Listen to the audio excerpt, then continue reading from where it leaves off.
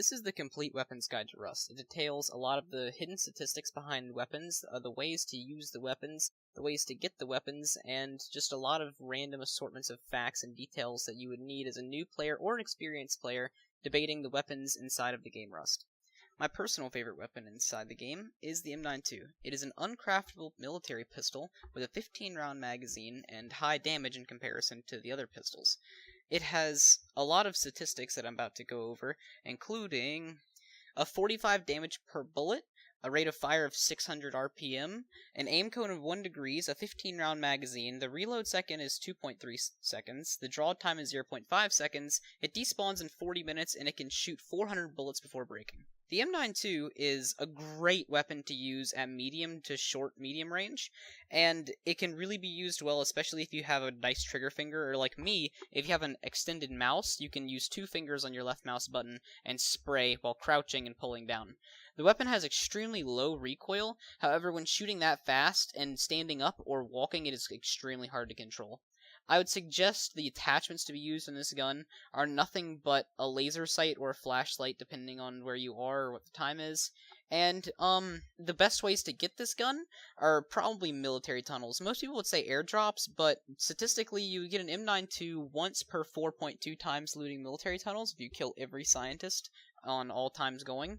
And if you just do a few of these runs, it's really not that hard to get a few of them stocked up in your base and bring them out.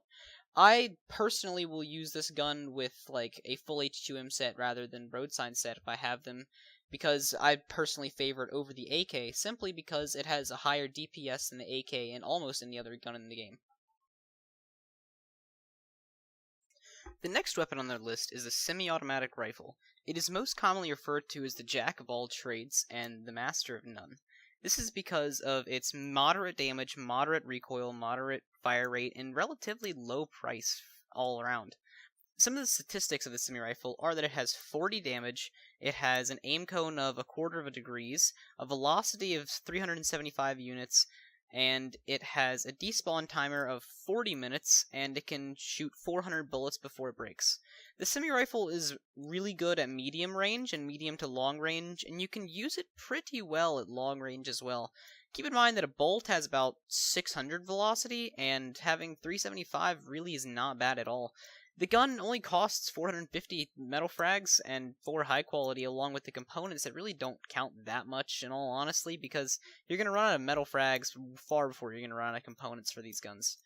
They really do soak up a lot of your metal, but at the same time, they're extremely good. Like, I can't describe how moderate the gun is. Like, it's so good because it's so moderate, you know? It's a cheap weapon that you can use in any situation and really just succeed with and really make plays with. So, I would recommend this gun a lot over the Python, especially for people that are just starting out and don't really understand how to use the Python effectively.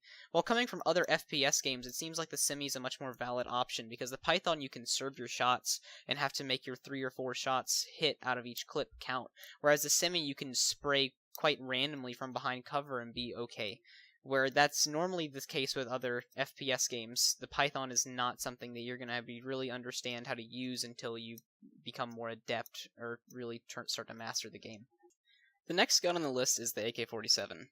This gun is like the basic infantry gun of all geared players. You basically find most of the geared players in the game wielding an AK. The gun is the complete opposite of noob friendly. It has an extremely difficult to learn recoil pattern with extremely high recoil and an extremely high price, and it's also very difficult to find. So I severely recommend that people that are newer to this game do not use AKs unless they're in like a combat tag server or a battlefield server to get the hang of it first, because I have seen some terrible things happen with people that are new to the game wielding an AK, man. Like, it's just sad. Anyway, I want to make it known that I'm not a god at the AK. I don't really use it. I don't find that it's worth the price, because it does cost 50 high quality metal, 4 springs, a rifle body, and 200 wood. And 50 high quality and 4 springs is a hefty price to pay in comparison to an MP5, which is almost just as good statistically, for only 15 high quality and 2 springs. So I personally don't use it all that much, and since I play solo, it's a lot more effective to have a bunch of MP5s to run out with than like 3 AKs to run out with. So in the videos or in the clips that you're seeing, it's just I'm not doing that hot, but that's okay. You know, I'm not gonna spend 15 hours getting clips. I spend about an hour getting all these, and that's about all it takes, to be honest. Anyway, the AK-47 does 50 damage per hit, a velocity of 375, the exact same as a semi-rifle. It has a DPS of 181, it has an aim cone of 1/5 of a degree, it has a rate of fire of 450 rounds per minute, a clip of 30, a reload second of 4.4, and a draw of 1 second. The AK can shoot 600 bullets before breaking, and despawns after 1 hour of being on the ground. It is a severely great multi-purpose weapon. It can be used anywhere, really. Close, medium, long range. It's amazing. You can put a scope on it, and it's a DMR. You can use almost any attachment. The only attachment I really don't recommend with the AK is the muzzle boost, because it's really hard to control the AK, and by having the recoil come at you faster, it really doesn't help. Any other attachment really can be used. I've seen people, especially newer people, put muzzle brakes and lasers on it. That makes the recoil a lot less, and the laser kind of cancels out the spread adjustment. So that's just kind of something you need to get used to. However, most of the time the AK is used completely vanilla, no attachments, no nothing other than a flashlight. The next gun we're going to be discussing is the Python. The Python most notably has the highest damage for the lower tier weapons, being at 55. However, it has an extremely small clip size, the highest recoil in the game, other than the shotguns, and pretty decent range, really. The Python is best used for medium to long range. However, it really can be used hipfire at close range as well. It is a non-noob friendly gun. It's extremely hard to use because instead of just spraying, you really have to pick out your shots and really place your shots well. The statistics for the Python are as follows. It has 55 damage, a rate of fire of 400 RPM, an aim cone of half a degree, a 6-round magazine, a reload time of 3 3/4 seconds, a draw time of a half a second, a 40-minute despawn timer, and a 400 bullet durability. The velocity is 300, which is just barely below the semi-rifle in the AK, and it's really, really good for people that are experienced at the game to make plays with, because 2 headshots at medium range will kill a full-geared dude. But at the same time, it's really hard to use consistently, and there'll be a lot of times where you just whiff all 6 of your shots and you're dead. So it's a hit and miss, and it's a high risk, high reward gun, but one of my favorites all in all. Another one of my favorite guns to use, especially as a solo, is the Custom SMG. This is mainly because of its extremely small price and extremely high usefulness in a lot of situations. The Custom SMG is 7 high quality, 1 spring, and 1 custom SMG body to be crafted. It's crafted at a tier 2 workbench. It does 30 damage per bullet, has a velocity of 240, an aim cone of half a degree, a rate of fire of 600 RPM, a capacity of 24 bullets, a reload of 4 seconds, and a draw time of 1 second.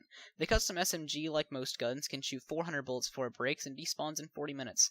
The custom SMG is most commonly used in close range, but it holds its own extremely well in medium range as well. It has a very low skill cap, it's very easy to use, and it really is a good gun for playmaking, especially down in areas like Miltons, which is where I spend a lot of my time personally as a solo. As a solo player, this gun is extremely good to take use of. I would always craft a few of these because they're just so cheap. Like, you can craft 7 SMGs for about the same price as you're going to craft an AK in terms of high quality, which is most of the time what you run out of, because springs can be crafted, high quality can't. So I severely recommend this gun, especially if you're playing solo. It's really easy to take a custom run down into Miltons and wait for some people to go in or out and just drop them real quick with a quick spray. It's so useful, and it's so good for snowballing, and it really should be used more than it currently is. Right now, less than 1 or 2% of roamers actually take an SMG out, when I think it should be close to like 8 or 9%, because this gun is a lot more OP than people give it credit for. The last gun I'm going to discuss in this video is the MP4. I realize that this video is already pretty freaking long, and so it needs to be split into a few parts, so I've split it up after this gun. I'm going to make a second one very shortly because I already have a lot of the footage and a lot of the audio clips already done, but I don't want to hit you guys with another 20-minute video like the last one because it had like a 50% watch rate, and, you know, I'd rather not do that again. So, the MP5 is one of my personal favorite guns, and here's why.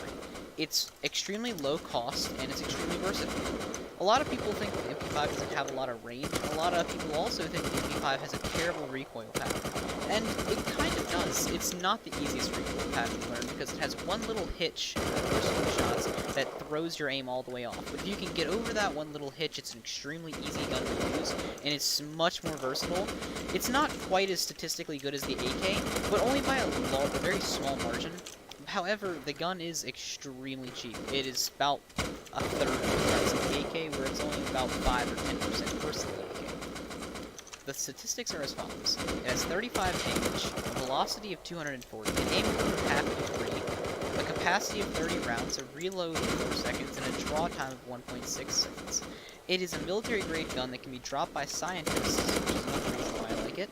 It has a despawn timer of 40 minutes, and, like other guns, can shoot 400 rounds before breaking.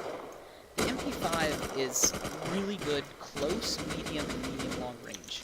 Long range is a lot harder to use, especially because the velocity is only 240, which is about 130 below the AK and the Semi. It's the recoil that people really have the problem with. If you can learn the recoil pattern of the MP5, I guarantee you'll make a lot more plays, because instead of crafting AKs when you get a tier 3, you need to be crafting MP5s, at least for a while. This doesn't really apply to massive groups, because massive groups can get their hands on a box and it's no problem, but for people that really do care about the guns and the efficiency of them, it's much better to have 3 MP5s than 1 AK, because an MP5 is almost just as good. As a matter of fact, at close range, I would rather have an MP5 over an AK any day of the week. It's just the medium, long, and long ranges that an AK really excels over the MP5. So please, take in consideration learning the MP5's recoil on a combat tag server, because it's so much better. It fits into the meta so much more than people